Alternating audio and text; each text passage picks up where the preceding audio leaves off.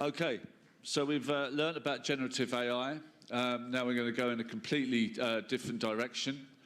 We're going to learn about banking. We're going to learn about money.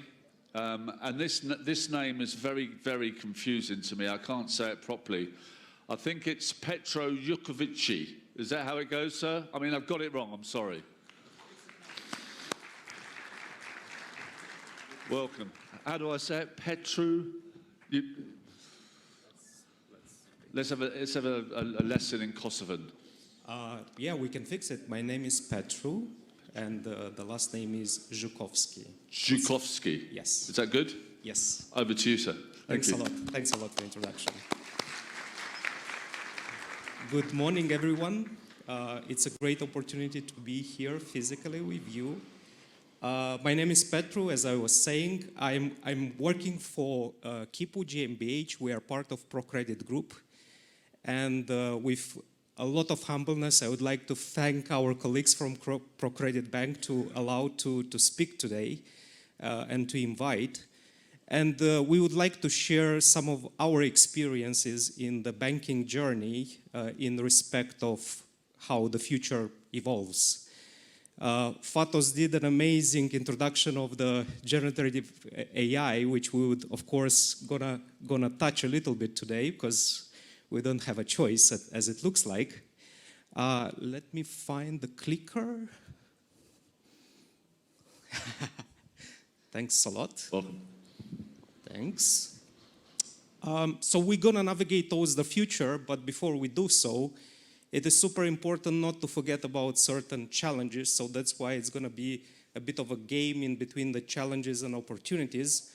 But what I would like you to leave today is a set of 5 categories of tools that you can imply today in your organizations and gain the opportunities that we're gonna talk about.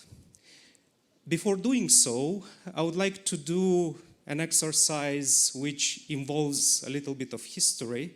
On the x-axis, we'll put a little bit of friction, which corresponds to our interaction with anything, technology, services, and so on.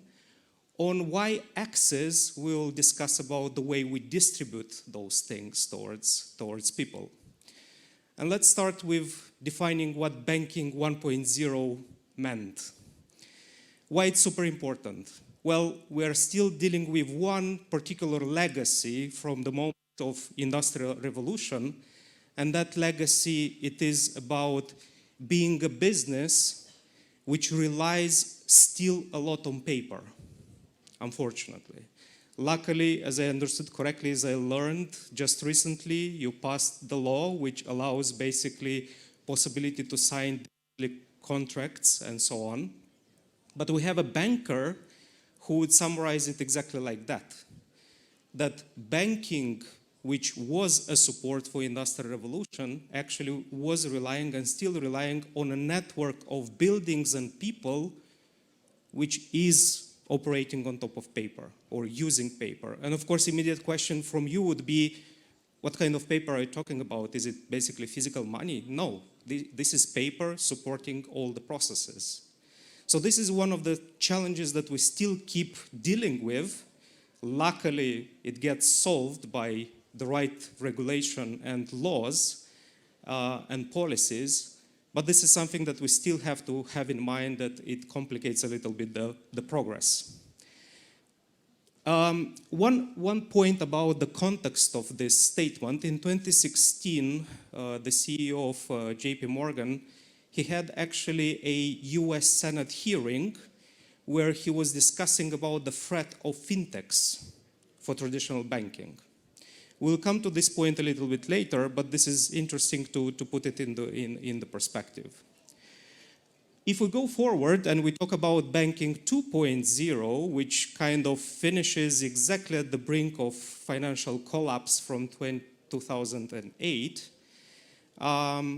why we have to talk about this period is that exactly at close to the finish of this period, we have very interesting innovation going on, especially the one which changes the business models of multiple companies and companies who challenge traditional business models. And those would be, namely, Samsung by introducing the digital cameras and basically taking out of the market Kodak, Netflix, and so on, and of course the introduction of the most fancy mobile phones as of today, Apple and Samsung, and so on.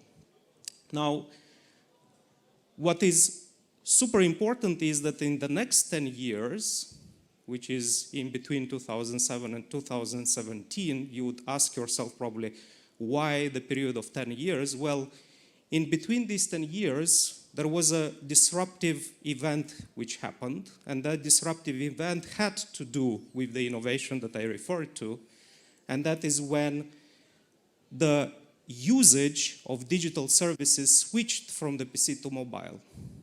And that happened exactly in the middle of this 10 years.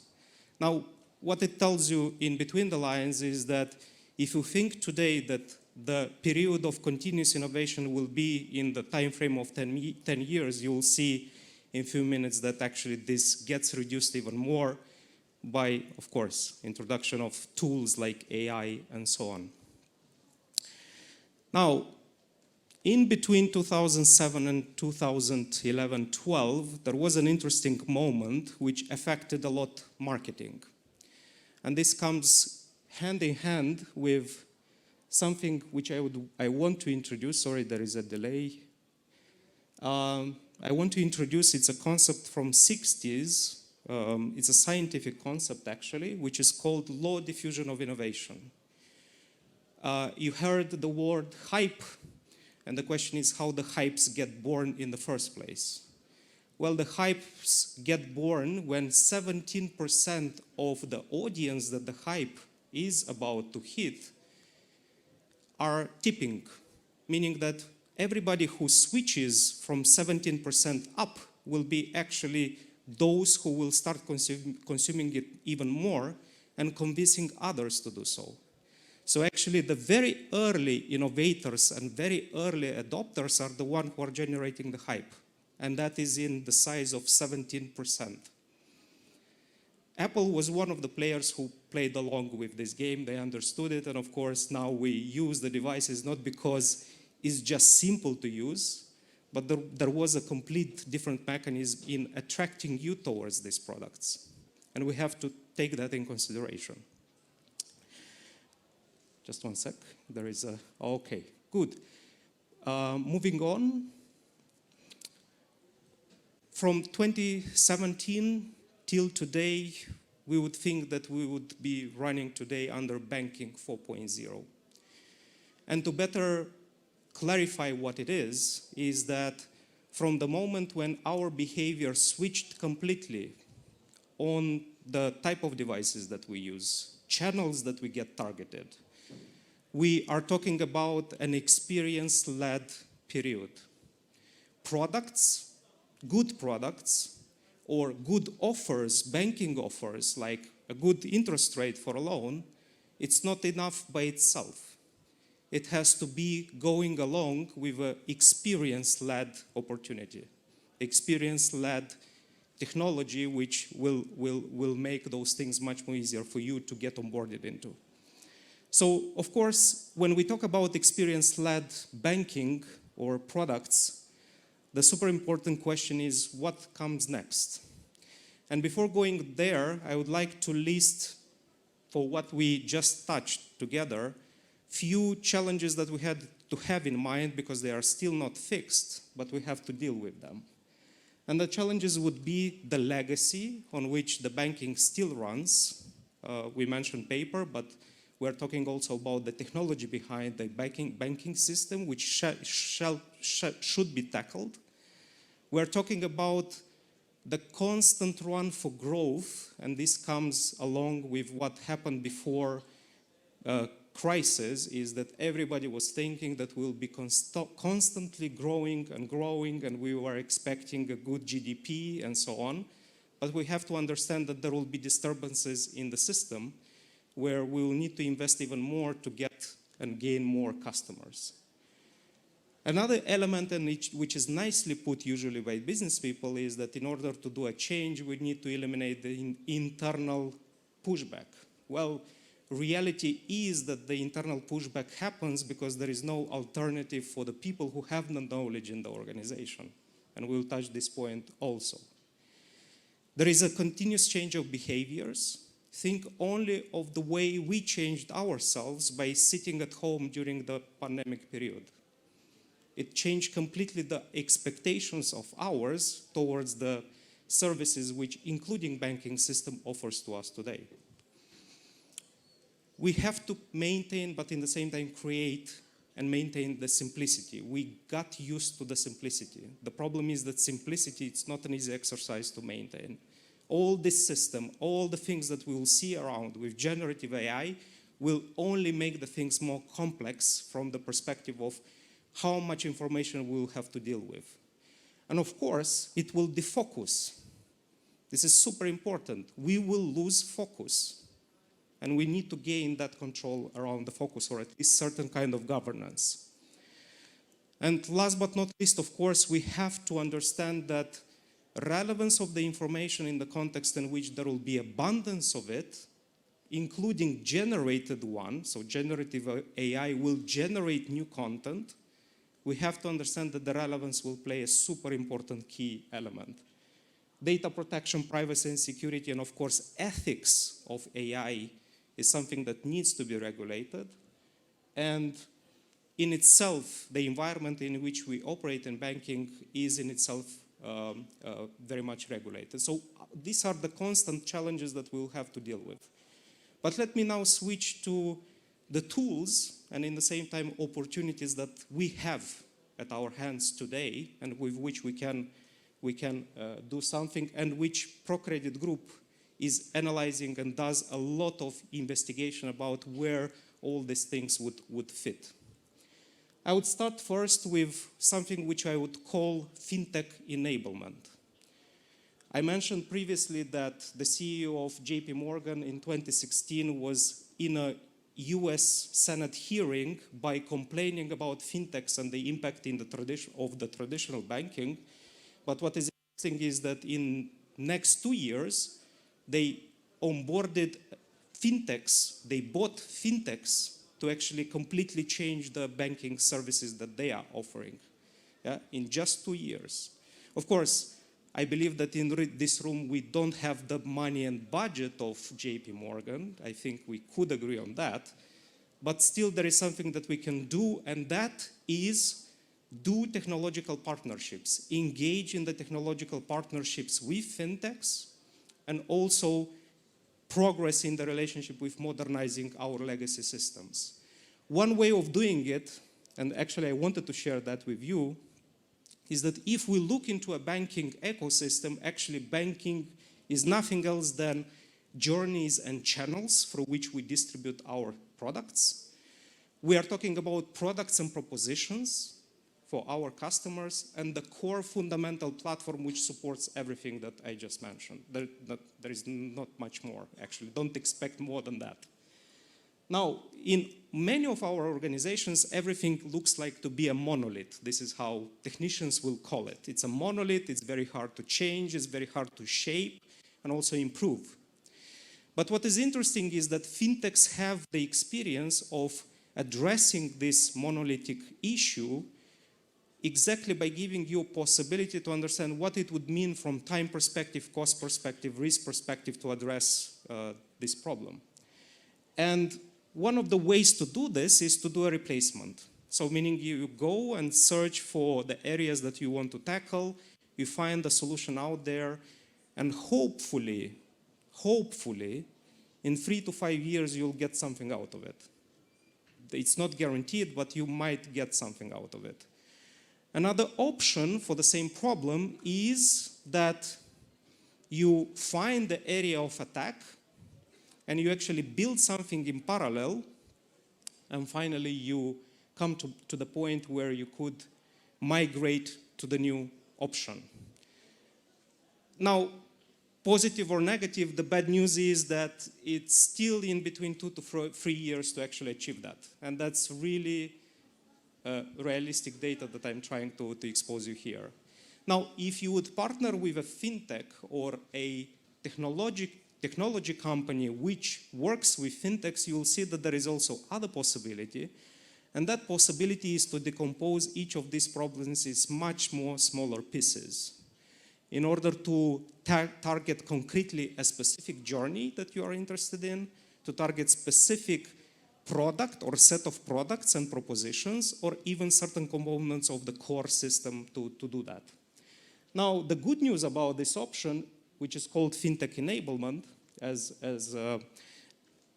one of these tools is actually called, is that starting from 3 months upwards, you can gain already the results. You can see the results immediately.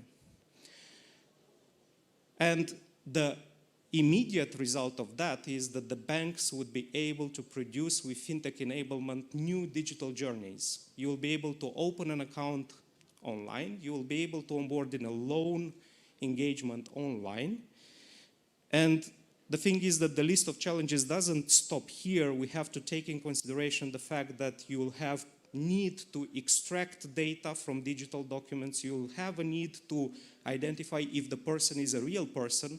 Imagine the example that Fatos gave us today about the Prime Minister and the speech which was generated with the face and voice of the Prime Minister. That would be actually a person who wants to get a loan from you. That's what generative AI indirectly will produce. Yeah? Fake people who would behave like normal people by having a real face and possibility to turn their heads, but you'll have to have knowledge and technology to identify those fakes. And last but not least, of course, the digital document signing, which should be the final step. Another tool, which I would say is called super apps, is a set of capabilities which would allow us as banking industry to grow together with the journey of the customer that we have. Imagine that you are a person at 18 years old. You have certain financial needs today. When you are 25, you will have completely different financial needs. And how about having a financial partner with you, a bank in this case, with whom you grow, and as you grow and your preferences change, you get what you need exactly for that moment of your life. This is where it should go, and this is the only way, speaking, that would make you to stay with the bank. Of course, it's also about the benefits that you get from different propositions and products, but at the end of the day, we'll come to the point where the market will be super saturated and it will be very hard to identify with whom you want to continue. Another tool which I want to share with you is around open banking and marketplaces. We talk a lot about APIs, but the biggest question, including with the PSD2 regulation, which came from European Union, is how to make this working, besides being just a compliance exercise. And the point here would be that how about banking becoming more open towards those who can innovate with what we have, and additionally we as a bank grow to the point where we create an ecosystem of partners who can together with us propose packages and opportunities and propositions to people at different ages of their experience and financial needs. This is what it is about, and it will create a significant new amount of business models which would change completely the way we look at banking today. Just a simple shop of transactions and processing the transactions. Another tool would be robotic process automation, and I love a lot this topic because it will make a bit the technicians in our hearts to cry a bit, where we would democratize the things that we do as IT towards the people who are specialized in specific business area. What does that actually mean is to empower the business colleagues, the people who are responsible for different business areas, to start using IT tools like robotic process automation or RPA to automate by themselves the tasks that they would do normally manually. Nobody likes administrative tasks. Nobody likes to stay and compile documents which actually at the end gets a final contract that you want to share with your customer? How about actually automating that process? And imagine robotic process automation combined with AI, how much leverage this will bring. And I call it democratization of IT because I want actually to give you an example. There is a very concrete example from my home country with a construction company who had and who has actually very good skilled construction engineers and people who work on the ground.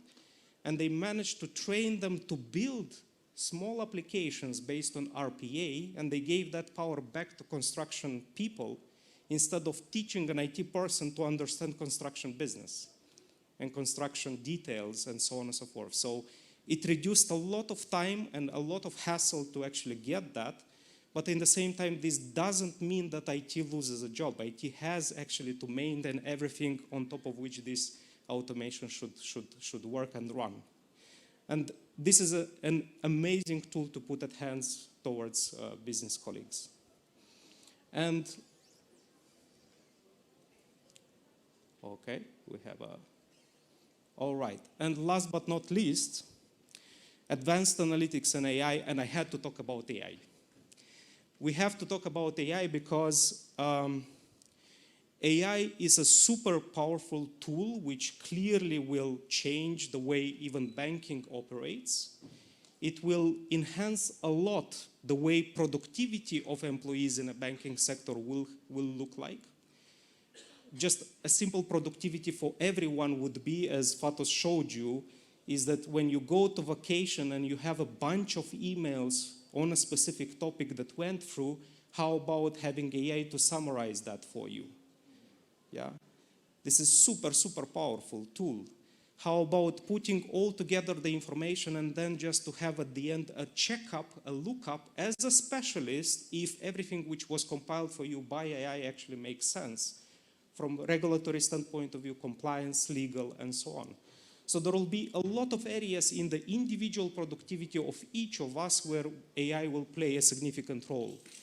Second point is about the operational excellence. AI indeed will introduce more and more automation, that's inevitable.